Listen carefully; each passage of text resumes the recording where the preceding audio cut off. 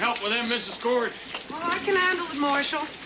You should know by now I'm not a lady. I'm a journalist.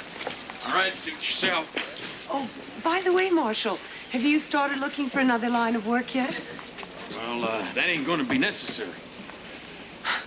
So Mr. Jordan's bought you out, too. I don't think you know what you're talking about, ma'am. This is an election, Marshal Craddock, and everybody gets bought somehow. Never had a mayor before. Don't see why we need one now. Your town's growing up. You may not want to get left behind.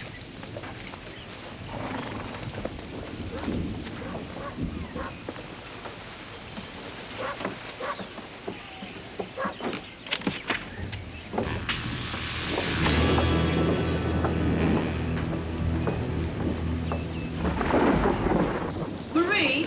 Yes, Diane? What do you think will happen if Mr. Jordan wins? I honestly think that nothing will change. How can you say that? He'll turn the town on its ear. Nothing will be the same if Henry Jordan becomes mayor. Are you sure you want my opinion? Can one of you ladies give me a hand with these? Certainly a lot of news for a small town. Just more news on the one-horse race you call an election. I think a town this size could field more than one candidate for mayor. Alexandra, Yes, Marie, what is it? the newspaper office, it's on fire.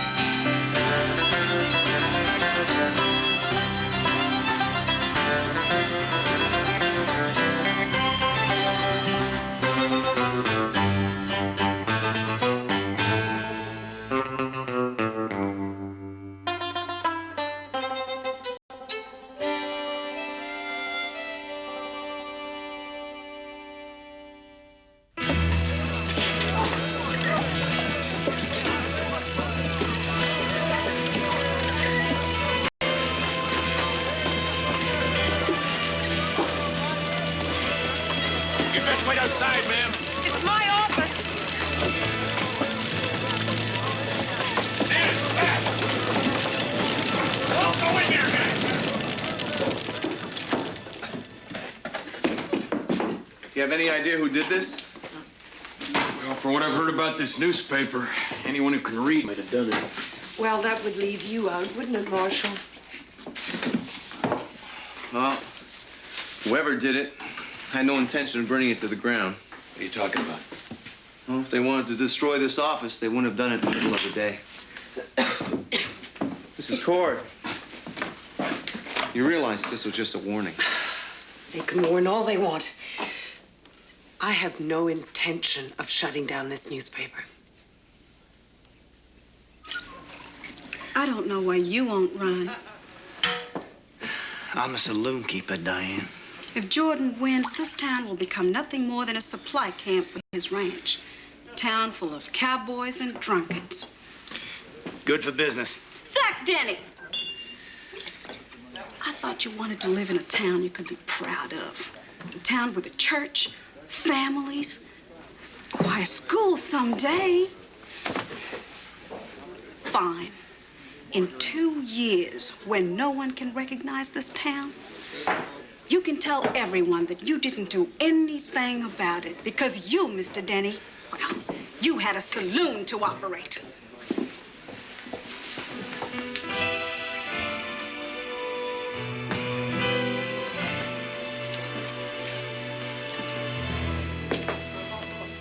So, Mr. Jordan, it's looking pretty much like a shoe-in. This is politics, Jeffries. Nothing is a shoe-in. Lies. I could bring people here, make the local merchants rich, She acts as if I want to destroy this town. Bet you can't stick to clucking around the stove with the rest of them hens. No, sir, not one like her. Find out how bad the damage to her place was? Say, Mr. Jordan, you thought any more about making me marshal? I told you, Jeffries. If I win, you get the job. And that is not a for sure yet. What are you doing back in town, Jeffries? Just meeting the citizens, Marshal. Mr. Jordan, I'm surprised that a man like yourself would be troubled by a newspaper. What are you talking about, Corporal? Someone set fire to the Frontier News today. I hope you're not seriously accusing me. I can think of few people with better reason to see Mrs. Scord stop publishing. Corporal, this is an American election. I could care less what's written about me in a Canadian newspaper. Where were you this afternoon? Why, Mr. Danziger was out at the ranch fixing a couple of spokes on my wagon. I never left his side. I'll be checking with him. You do that, Marshal.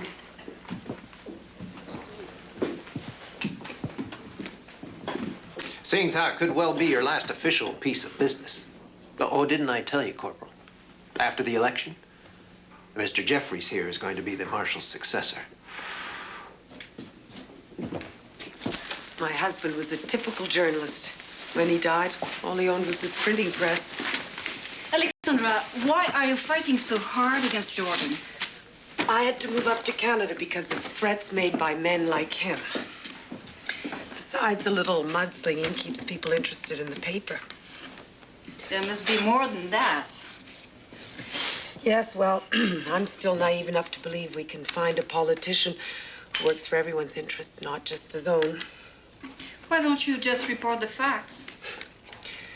Fact is just one person's way of looking at a thing. Each person describes it differently. And your description is the right one. I didn't say it was the right one. But I'm the one who owns this. Is that all that matters?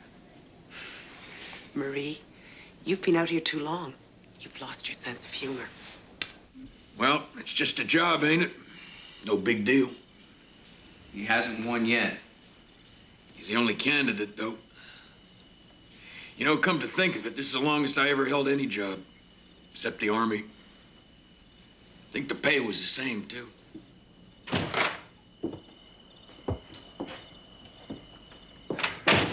This here's a pigsty. You won't object to me cleaning it up, will you, Corporal? How come you ain't out shooting at farmers there, Jeffries? Just taking a look around, Marshal. Well, maybe you've looked around enough, huh, Jeffries? I'll leave when I'm ready, partner. You're no partner of mine. Get out. I'll be back, Corporal. As your equal.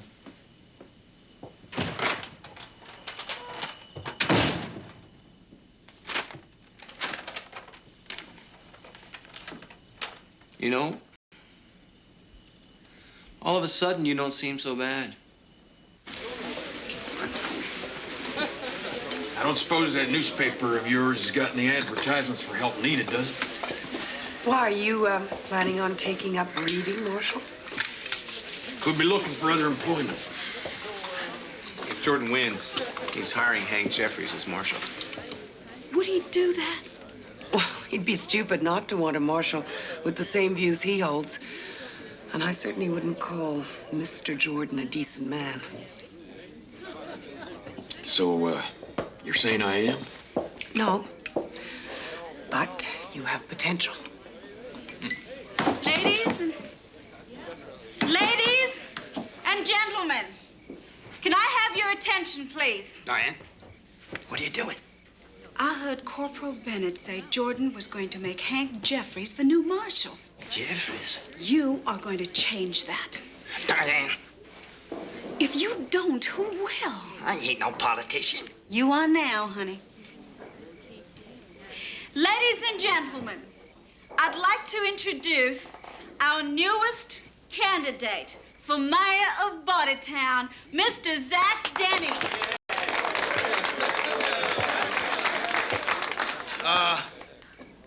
My friends, I don't really have any great plans for Bordertown. I would just like to see it remain a people town, you know, and not a cow town. Not a cow town.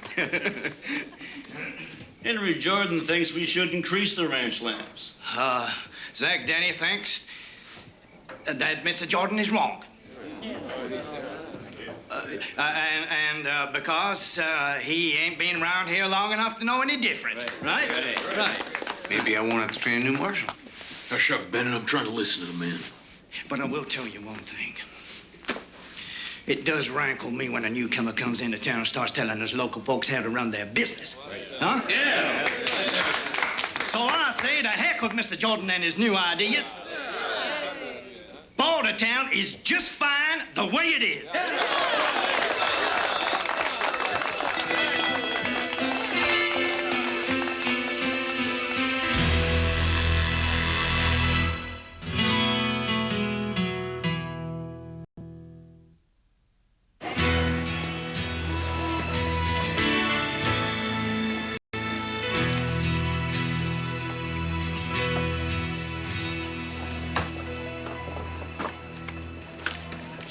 Oh, that's my Zach.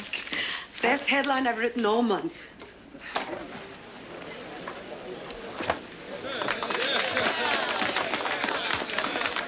Thank you, folks. Thank you.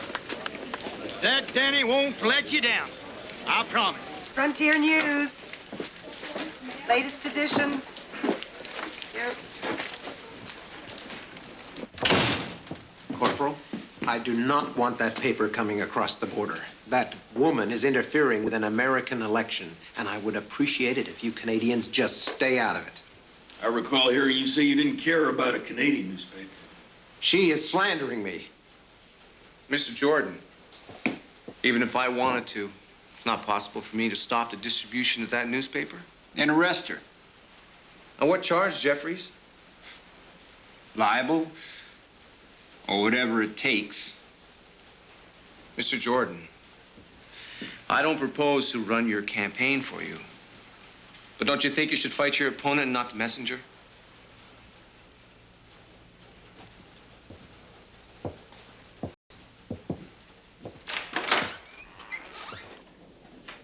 What do I owe the pleasure, Mr. Jordan?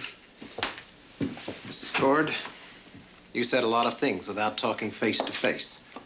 I think you owe it to me to hear me out. Mr. Jordan, before I moved to Bordertown, I lived in Wyoming. So I know what happens when ranchers take charge. That is not fair. Isn't it? Tell me, what are your plans for the homesteaders you uproot? Mrs. Cord, large ranches need all kinds of support. There will be work. So they give up their homes to work for you. Well, maybe that is the price of progress. Excuse me if I take issue with that. These people have left the textile mills and the slaughterhouses of the East to make their own destiny. And you're promising them a future as bleak as their past. They do not have to sell out.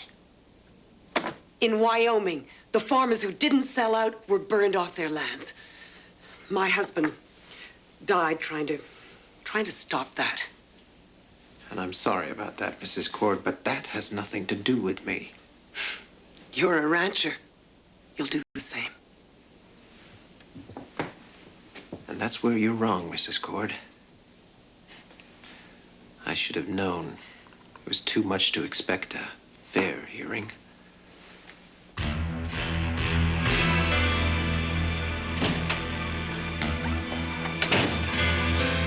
Did she listen to you, Mr. Jordan?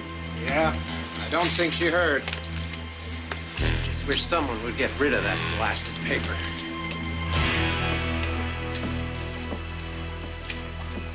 Fellow Bordertowners,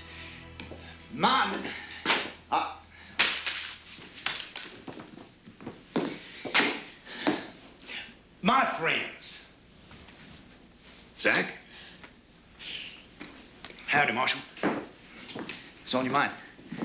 Well, I just want you to know you don't have to be doing this. Doing what? Running in this here election on my account. It ain't on your account, Marshal. Oh. Well, I was just talking with Diane and, Well, I guess I was running for you in the first place, but that ain't the reason anymore. Oh. No, you see, I've been thinking. I don't want it to be up to the ranchers to decide how this town's gonna be run. So I ain't so much trying to save you as I am trying to stop Jordan. Good. Well, if you win, I'm still Marshal, right? Right?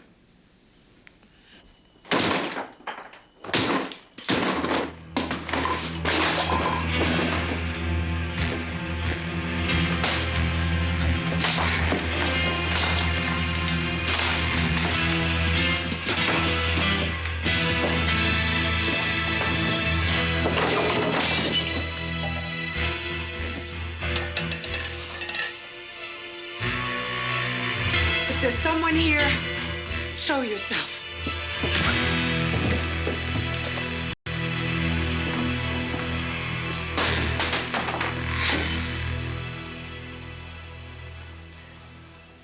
How's your head?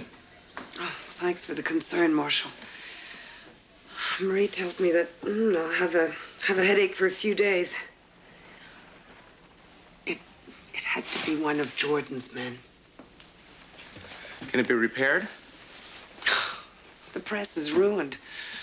Bordertown has seen the last issue of the Frontier News.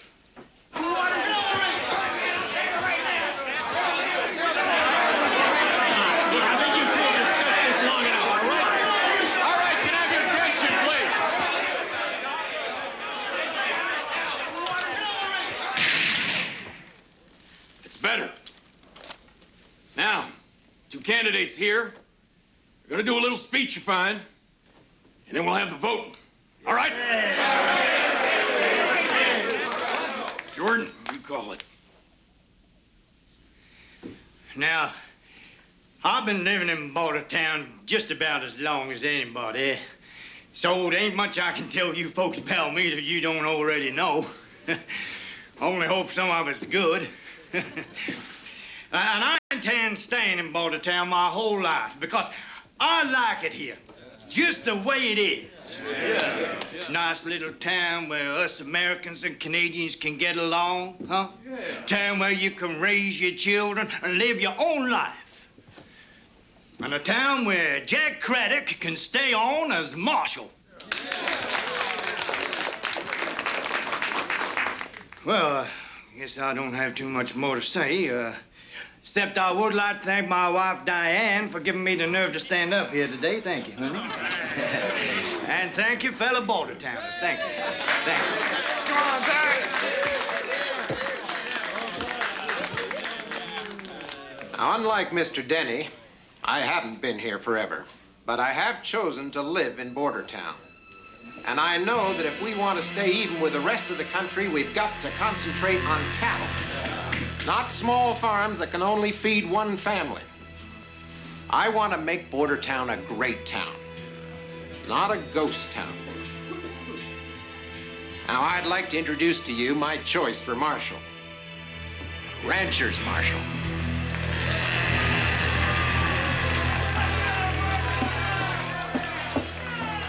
Now, I know that Zach is a good man, but as a leader, well, he makes a better bartender.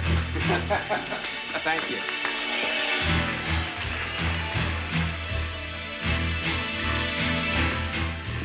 Jeffries, you want to step down here a second? What for, Marshal? I'd like to talk to you. Mr. Jeffries, are you in the habit of breaking into a newspaper office and a lady's home late at night? What are you talking about? What's that on your boots? Printer's ink. You just hand me that gun. I won't passage out of here. Hands off me. Shut up! Let him go, Jeffries. Can't do that, Marshal.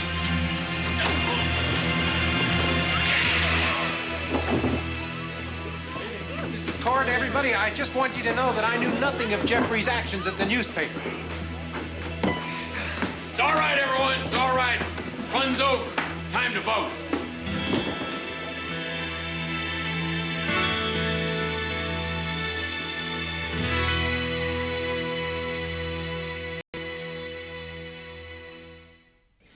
Ladies and gentlemen, the results of Bordertown's first mayoral election are as follows. Henry Jordan, 43. Zach Denny, 43. What are we supposed to do now? Is there anyone who is eligible to vote but who didn't? Yeah, me. Well, I must have plumb forgot with all the excitement there before. Marshal, you can forget what I said about Jeffries. Now, look, I got into this for your benefit in the first place, I Marshal. didn't know anything about Jeffries in the paper. You know that. You can drink in the saloon for free. I don't drink, Zach. Well, a man, coffee. Now, Marshal, I know that if you talk to Now, Mr. look, Denny, we can come to a I compromise. got that into will this suit in the both first of place us. because you Now, know you hold can't on, have this man. for at least That way you you- Now, hold on! Do I have to vote? You can abstain. What? You don't have to vote. All right. In that case, I ain't voting. So unless you two want to get together on this, we still ain't got no mayor here in Bordertown. All right, what do you say, Mr. Denny? You out of your mind? I'm gonna go with the status quo. Yeah. As far as I'm concerned, this is a victory. What are you going to do when you get to San Francisco? For the time being, I'll work at the Chronicle. It's a good newspaper, and it's about to get better. You will write? Of course, Marie. It's second nature. Corporal, if I come back here, it'll be with my own press and my own money. I understand. Yeah. Before you're rid of me, I want you to tell me why you didn't vote for Mr. Denny. Well, I figured it weren't right for a lawman to be owned to anyone. Like a journalist. I guess so. You're more than halfway to being a decent man, Marshal. Next newspaper I set up, I'll send you a copy. Much obliged, ma'am.